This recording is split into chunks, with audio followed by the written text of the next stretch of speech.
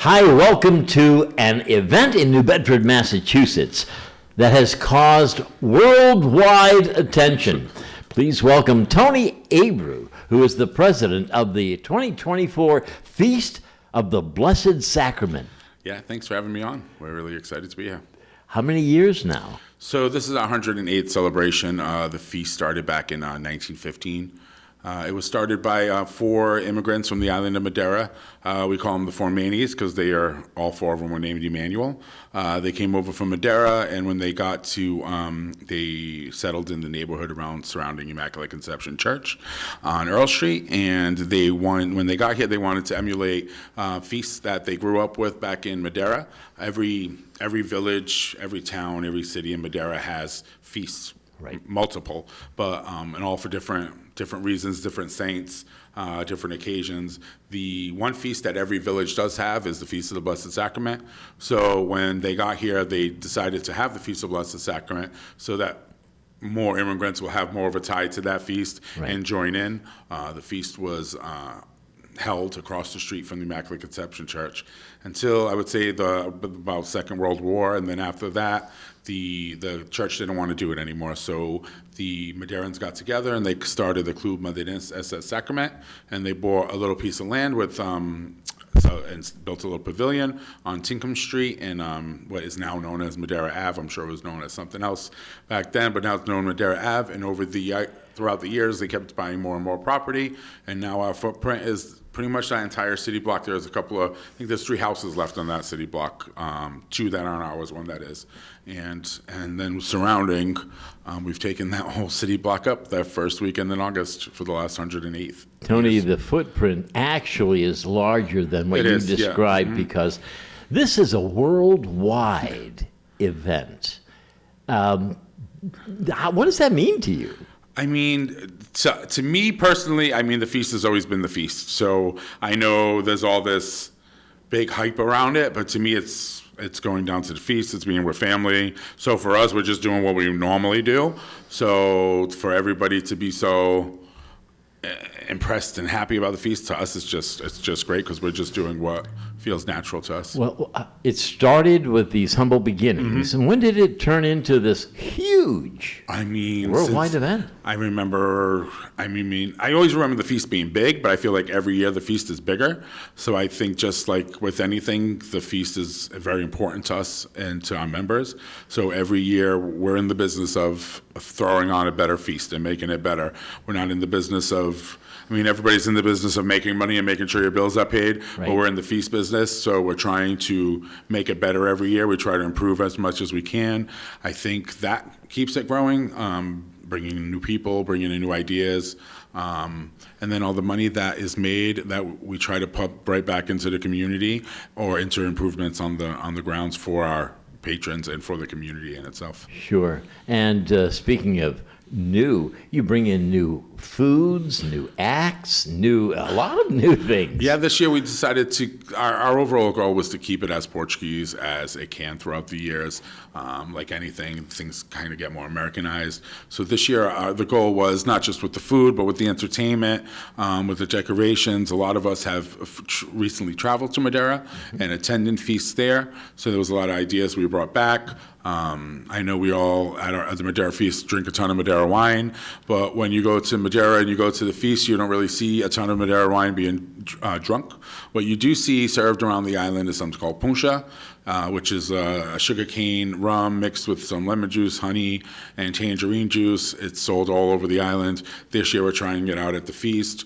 We have some Antonio dry snacks like the dry corn, the dry favas, the pumpkin seeds. We're trying some sweet rice in the food line. We do a lot of typical things to Madeira, like the meat frite, which is like a fried polenta. We also make boiled cock, and which basically means stone bread because it's cooked on a flat surface. That's where the name comes from. And normally we just serve it with garlic butter. But when you're in Madeira, what you do see all over is sandwiches served in that bread. Mm-hmm. So in stand 14, which Barraca 14, all our stands we call barracas. So in Barraca 14, they're going to have the option of having it served on that bread for an upcharge. So we tried to, and then with entertainment, so our pretty much our headliner this year is the group Folklore de Casa do Povo da Camacha, which is it's a mouthful, but it's probably the most world-renowned folklore group from the island of Madeira. They've traveled all over the world. They traveled to China, to Turkey, all over Europe, into South America. They did come to the feast in the 70s, yep. And that's what kind of sparked the idea to have our own folklore group, and they haven't been back to the feast since then. And they're here. They've been here since last Friday. We've been taking them around. We've been having our own little festa before the festa. It's been really great. They brought all that. Like you go to Madeira and there's just that energy.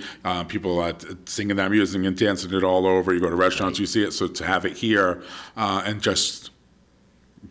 We're just hanging out down there, and right. We have these world-renowned singers and dancers just like partying with us. So it's been really great to have them here. They're going to be here until right through the feast. They're going to walk down to Cushionnet Ave for the opener, so on Thursday night, and then they're going to perform Thursday, Friday, Saturday, and Sunday on the main stage at 8, and then they're going to also join us on the parade. Which is going to be, we try to make our parade every year as bigger than the year before. Right. This year was no different, and they're going to be joining us. They're actually going to be leading off the parade right after the marshals, and we'll be walking right behind them. So we tried to make it as colorful, as Portuguese as possible, right, to lead off the parade as much as possible. More of this amazing discussion in a minute, but first, please like, follow, and share The Phil Show now.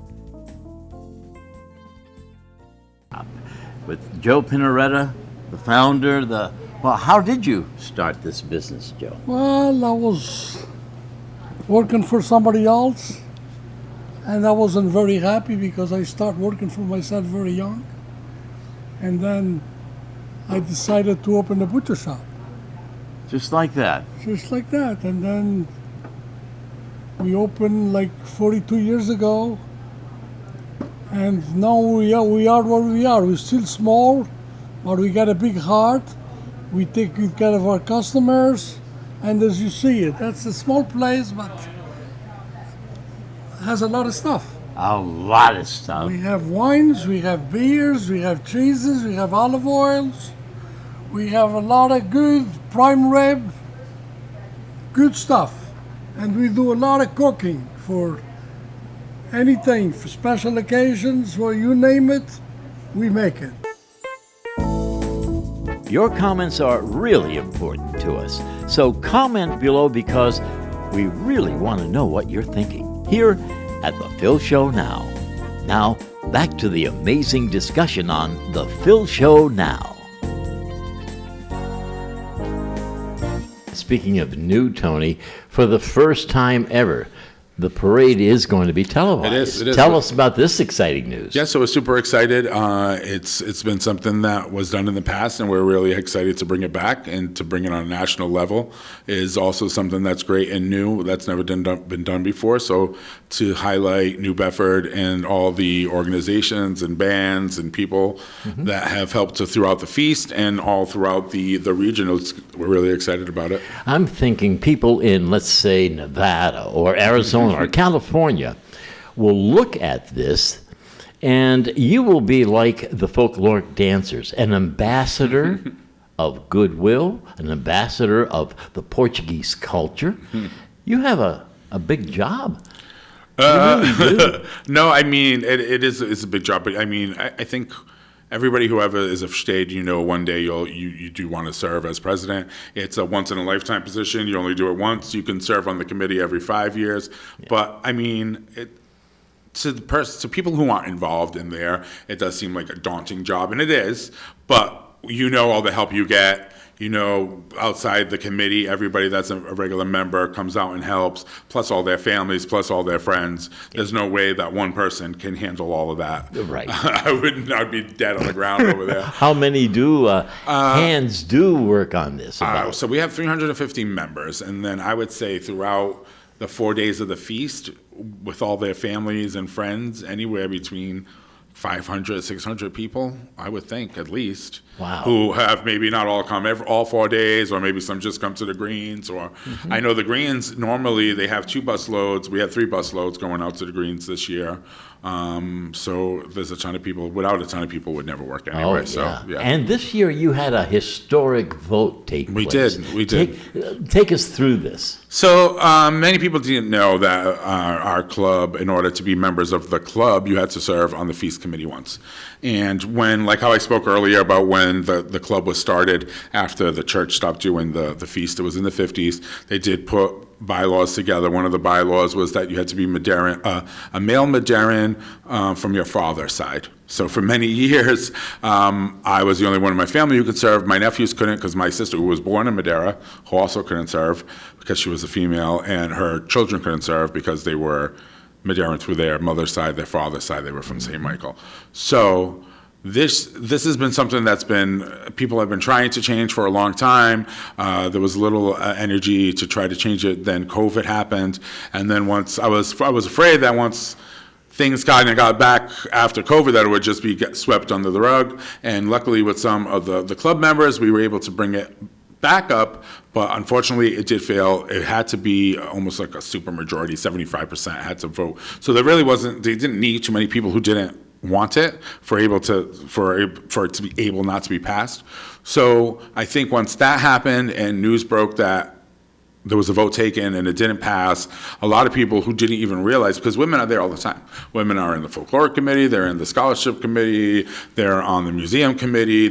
What was barring them was from being a member was that bylaw that said you had to be a male to be a state.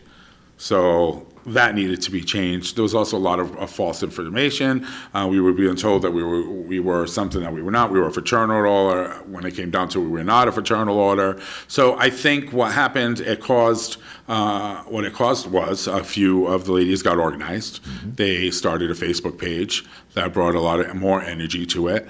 And I think that really was the success of it, because it really brought to light who we're talking about here. We're not just talking about anybody we don't know. It's our sisters, it's our mothers, it's our friends, it's people that are here anyway, that are here working anyway. So why not? Why am I different from them? I grew up in a house I was the only male in the house. So I know that there's nothing that a woman could do that I can't. I've seen it firsthand, and they probably can do it better than I can in certain cases, certain things.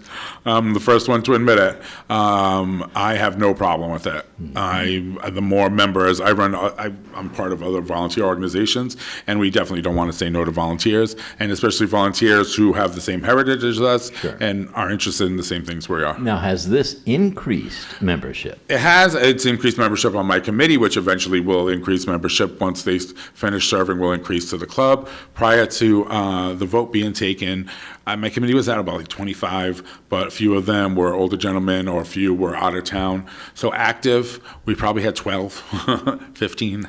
So that's when it was daunting, and that's when I didn't know what was going to happen. But I mean, I did have the support of the club, and they were, but to have the support, or to have people in place that are serving, I would rather have people in place that are serving. So when they came on, our committee jumped to 65, 66. Yeah. So the more women we have, we do have some men that did also join in April once the women were able, but I think right now we do have more women. Don't ask me the exact number, but I know we have more women than men. Tara will tell you. Tara George, we're going to speak with. I want you to take us to the Cornish pit. Sure. What are we cooking here? That looks like a piece of filet mignon. Tell me the secret of great Cornish spit. So the only secret that I would say is the salt that we use. We mix up a pretty good salt blend with the flake salt, and we put some bay leaf in there, a little crushed red pepper, very simple, and it's just not overcooking it. And I also see a lot of, sometimes I walk down by the pit and I sometimes looks like snow is covered on the meat because they put so much salt on it. So I would say not over salt it. I also see, which has kind of become a tradition down there, which I'm probably going to get murdered for this, is they take the they take the meat and pour the beer and stuff all over. I never understood that. Right. I think it's just washing off all the salt, and I don't know about making it wet. But people do that. To each their own. You asked me what my secret is. It's just not overcooking it and not over salting it, because it almost cakes on it with that salt, because that salt is really thick. What else do you cook there? What else attracts so many? How many go there, first of all? 250,000, 300? I mean, or the more? number's kind of been all over the place. Of course, everybody likes to say it's 200, 300,000, I think now with our new security, we were able to count more, and it's closer to over 100,000 between the whole 4 days. What do they eat? They eat everything. So we serve malasadas. We serve a ton of malasadas. We have 2 malasada booths. It's the war of the malasadas. You got to try one from each, see which one you like better. It's 2 different families, obviously, working in each. We serve a lot of linguiça. Hatfields and the McCoys, huh? Kinda. I won't say which one I like better. I have people I have to work with the next What few days. else do you have going on? This is good. Yeah, we have something called casurla, which is more of an Azorean regional thing. Not really served too much in Madeira, but it's served at every Portuguese feast around Pronounce here. it again. Casurla, which is almost like a stewed pork, pulled pork. We have our food line. In our food line, it's just like a sit-down dinner area. You get a tray. I think you could pick 2 or 3 proteins, which there's like goat in there, rabbit in there, stewed beef in there, chicken in there, rice, potatoes, soup. There's some dessert items that you can pick from, and to have a sit-down meal. You can buy the meat by the pound and grill it. We have a ton of food. Food is something that we definitely have a ton of. Families come there. Yeah, especially down, on Family Fun Day, Walgreens Family Fun Day, we have a ton of families coming down throughout the day. We have free food for kids 12 and under from 12 to 4, and then from 12 to 4 we do have price senior citizen meals under that same pavilion area that I spoke about. Down under the Grapevine is a big family area. Sunday for the parade is also a big family area. Our feast has become more of a family celebration, so I would say any day is appropriate. Yeah. Those days we just have more things geared towards children. More of this amazing discussion in a minute. But first, please like, follow, and share The Phil Show now. Thank you so much. Let me thank the good folks at iGreen Landscape, your one-stop solution for your residential and commercial property management. Whether it's snowing or whether you're mowing, let Team iGreen handle your landscape and hardscape year-round. From spring cleanups to commercial snow management, I recommend the good folks at iGreen Landscape. Call for your complimentary consultation today. What is it about the Madeiran culture that you want the world to know mostly about? I think, as you would see from our feast, we're definitely into inviting people down and having a good time. You go to Madeira, it doesn't matter who you know, who you don't, they'll invite you in. Everybody comes in. I can tell you that the folklore group, when they came down, 2 of them disappeared to go to Mass, and then it was 7 o'clock, we couldn't find them, and they had just met this lady who was from another part of Portugal who lived across the street, and they were just partying in her backyard for a few hours. I was a little nervous, but it's just that we're very welcoming and we're always ready to host anybody. Tell us a little about the museum. So the museum is something that was started, don't ask me dates, but I want to say in the early 2000s. We always had that little piece of property at the end of Tinkham Street, and it's grown into this beautiful, really gem in the, that's the south end of New Bedford, right? South end of New Bedford? Actually, No, that's the north end. Sorry, I'm from Fall River. I mess that up all the time. No. So the north end, I think it's a real gem down there. We have a really nice courtyard. This year, you're going to see a little bit of a construction site towards the back. We have it covered up, but next year there's going to be something really big and exciting that we're putting there. We broke down that house this year, and we're building a really big pavilion there. So that tent that normally people, which we call the Shores Fado Museum Entertainment tent, that tent is going to be coming down, and everything's going to be in that pavilion next year. But this year we do what we normally do now at the museum. The museum is a really good place to start and end the night because you can go in there, you can have a coffee, you can have a drink, you can get your tickets and your wristband with almost no line. And then on the way home, on the way out, you can stop, have some coffee, sit, enjoy some father music, and then the parking lot is right across the street. And during the tour of the museum itself, tell me, what do we see? Oh, we have tons of artifacts in there from old feasts, our own feasts. We have a lot of things that our members, and not just our members, but anybody who happens to find, I mean, I can tell you a story of this big embroidery is really big in Madeira. It's how most people make their living, is by embroidery. So there was this gentleman who lived, I know, somewhere in the south, I think, and his mother had this huge tablecloth, and there was a ton of napkins and placemats and all this stuff. He didn't know what to do with it. He sent it down, so we have that on a big display. We have some uniforms that this group that's visiting us has donated to us. We have some old instruments from our folkloric group. We also have this big carrinha de boi, which means a boi is a cow, so it's a cow cart that they used to push all the tourists around in Funchal, so it's very heavily decorated. If anybody's ever been to Madeira, there's an area called Mont, which is at the top of the mountain, which has a basket sleigh cart that you can ride down on. We have one of those in the courtyard. We have a courtyard that has like a memorial arbor with bricks, so there's like a quiet section on the right. And there's just a ton of old pictures but if you're into the feast and you want to see old people that you may remember from the feast, or old pictures from the feast, that would be the place to go. And do you think the feast serves as, perhaps an influencer for tourism? I would say so, definitely. I could tell you that the hotels are all full as I was trying to find some entertainers, but definitely I feel like it helps out with tourism, and not just tourism, it helps out. We try to order all our products from local businesses as much as possible. So our linguiça is from local, a lot of our Portuguese products we're getting from local Portuguese distributors. The meats we try to get, the fish we try to get all as local as possible. So we try to keep it all as community-based with the feast, and bringing in tourism. Yes, of course. Part of that. Of course. As we take a look at the 4 days of the feast, right? Yep, Thursday through Sunday. We see that it's something for everyone. You can actually, there's everything there for the whole family, for people who want to just have a good time. Is it true that George Washington, or maybe it wasn't George, was it George Washington who toasted with Madeiran wine, or was it the Declaration? So I know that I hear that it was his favorite drink. Madeira wine was drank a lot by that in that time period, and I hear that the Declaration of Independence was toasted with Madeira wine. That's right. I guess it's been Is it true? Notarized or written down somewhere where that's what was used in as the toast. Oh my gosh! Yeah. What does that mean to you?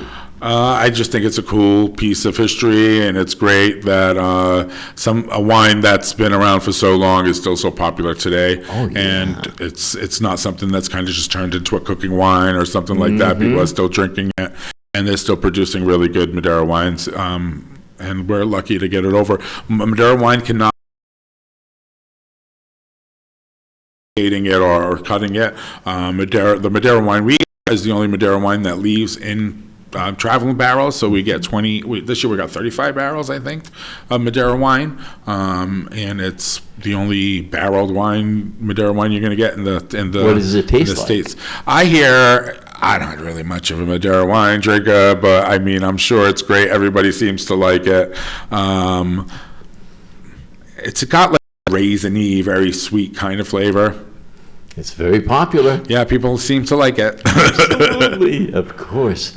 If there's one legend, one important story of Madeiran culture that you'd like to share with our audience, what legend, what story, what is it? You must have been told something when you went to your first feast. Yeah. Can you describe that? Oh my God! First feast I can remember. So my father served in '83. I was born in '83, so I've been going to the feast since before one. But I mean, Bring us back to your first my one first that you thing can I remember. Oh my God! I was usually running around there causing a lot of trouble. Payback I now know. as president. I just remember serving in the windows. I thought it was always the coolest thing to be in the windows. Usually our parents were so busy, so we were able to kind of run off and enjoy the feast. And it was just, our whole lives were almost based around the feast, because at my house, we did all the planting and all the flower boxes for the feast. Yeah. So it was feast all year. We were around these people, even in the winter. There was the banquet in the winter. Our first feast meeting is the day after the feast. So everything in our lives was kind of revolved around the feast, especially if it was a year that your family was serving. Mm-hmm. So I just don't have any memories that don't involve the feast, especially in the summer. Yeah. You know, Has anyone ever been married there? on the feast. So, there's people married on the feast ground. My best friend got engaged During the event? During the event, no. My best friend Melissa and her husband Frank got engaged on stage one, and we had another couple get engaged down at the Taj Mahal. Married during the feast? I don't know. I don't think so. We got a lot going on down there. Yeah. I don't know if we could throw in a wedding too. Unless they just bring like a pastor or whatever they call those, minister of peace, and do it right in without anybody knowing. But I don't think we can have a wedding down there. If the feast has a philosophy, what is it? So, our motto is God help us to help others, and I think that's really what brings us together, and the reason we're able to work for free so much. Besides the heritage, is we know where everything is going, and any monies raised is going. Obviously, we have our bills and our upkeep, but anything beyond that is being donated, and we see where it's being donated. And I think that's really what the feast is all about: to show our culture and our heritage, and invite people down, and to be able to do something good with all of that hard work is really what the feast is about. Obrigado. De nada. Do you speak? Mais ou menos. I was just on the Portuguese channel. She said I did good, so. Like, follow, and please share The Phil Show now with a friend. The Phil Show.